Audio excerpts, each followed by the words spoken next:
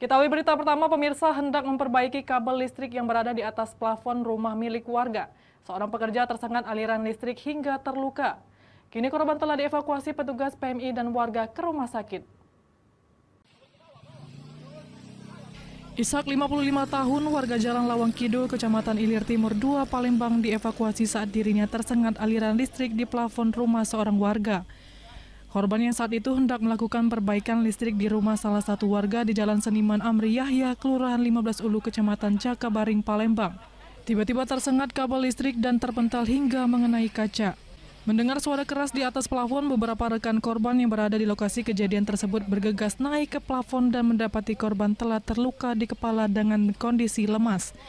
Sementara rekan korban lainnya memanggil warga dan petugas PMI untuk mengevakuasi Ishak.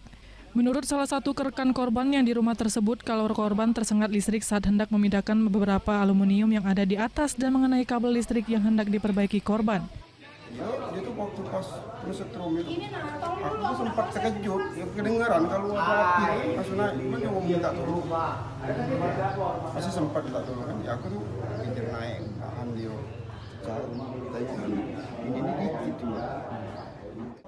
Beruntung nyawa korban dapat diselamatkan setelah petugas PMI membawa korban ke rumah sakit. Dari Palembang, Muhammad David, iNews melaporkan.